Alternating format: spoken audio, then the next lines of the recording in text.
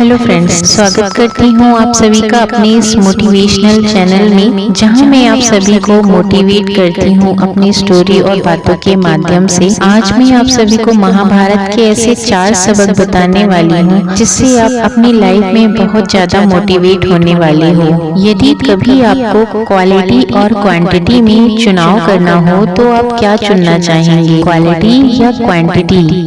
समझ नहीं आ रहा होगा आपको कि मैं इसके माध्यम से आपको क्या समझाना चाह रही हूँ। चलिए तो पहले मैं आपको समझा देती हूँ कि क्वालिटी और क्वांटिटी में आप क्या चुनना चाहोगे या क्या चुनना आपके लिए सही होगा।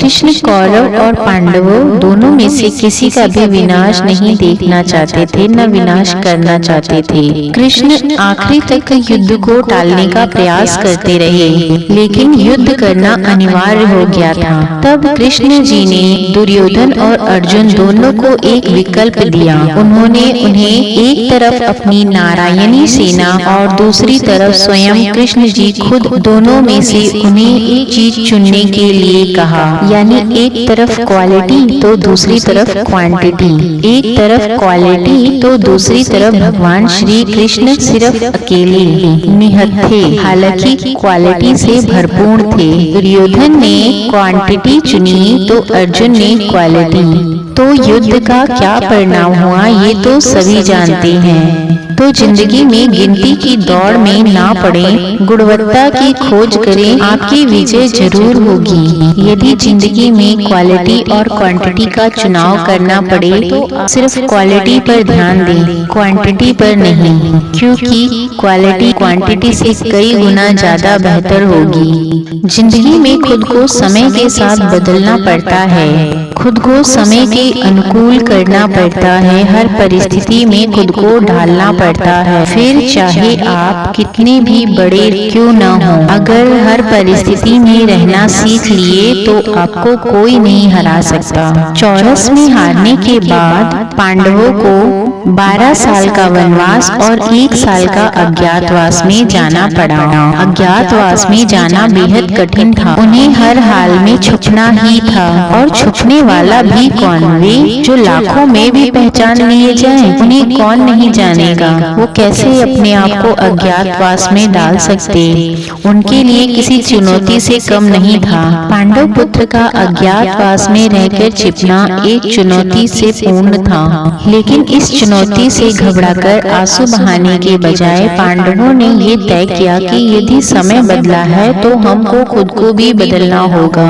वे छिपने के लिए राजा विराट के यहाँ जा पहुँचे। वीर पुरुष अर्जुन राजा की बेटी उत्तरा को नृत्य सिखाने के कार्य में लग गए। युधिष्ठिर जो खुद चौरस में हार गए, वो राजा विराट को चौरस सिखाने में लग गए। इसी बहाने उनको महल में रहने की अनुमति भी मिल गई। भीम जिनका भोजन सैकड़ों रसोइये मिलकर बनाते थे, वो खुद रसोइया बन गए। और वो द्रौपदी जिनके आगे पीछे दासियों की सेना चलती थी, वो खुद दासी बनकर रानी सुदेशना की सेवा करने लग गईं। उन्होंने यही सोचा, जब आंधी गुजर जाएगी तो जौहर दिखाएंगे, वक्त अच्छा है तो मखमल पर कदम रखते हैं, वरना अंगारों पर भी चलने का दम रखते हैं। इसीलिए दोस्तों, अगर जिंदगी में कैसे भी हालात हैं, खुद को इतना मजबूत करना पड़ता है कि आप किसी भी परिस्थिति में, किसी भी हालात में खुद को कभी तोड़ न सकें, कभी टूटे नहीं। आप हर हालात में आगे बढ़ सकें, आप हर परिस्थिति को झेल सकें और उस परिस्थिति को झेलकर आगे बढ़ सकें। चाहे आप अपने यहाँ कितने भी ऐशो आराम से रहे हों, लेकिन यदि कभी आपकी परिस्थिति सही नहीं तो आपको खुद को अपने परिस्थिति के हिसाब से भी बदलना पड़ता है।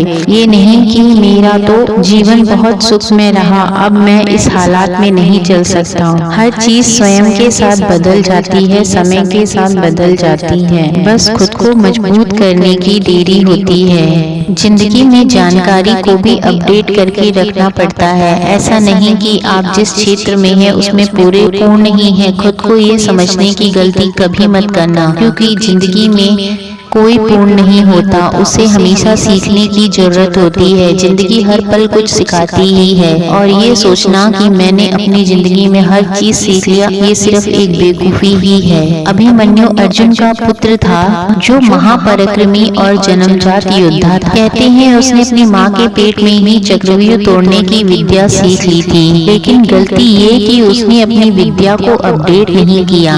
जितना सीखा था उसी पर रुक गया, शिक्षा पूरी नहीं की। परिणाम ये हुआ कि वो चक्रव्यूह तोड़कर उसमें घुस तो गया, परंतु वापस जीवित नहीं लौट पाया, क्योंकि उसने वापस लौटने का पाठ तो पढ़ा ही नहीं था। इस प्रकार संभावनाओं से भरा हुआ एक युवक अकाल मृत्यु के अंधकार में खो गया, सिर्फ इसलिए कि उसकी जानकारी अधूरी थी। यदि वो अपनी विद्या पूरी सीखा होता तो शायद उसे ये दिन नहीं देखना होता। इसीलिए दोस्तों, कभी ये सोचना नहीं कि आप हमेशा हर चीज में पूर्ण हैं।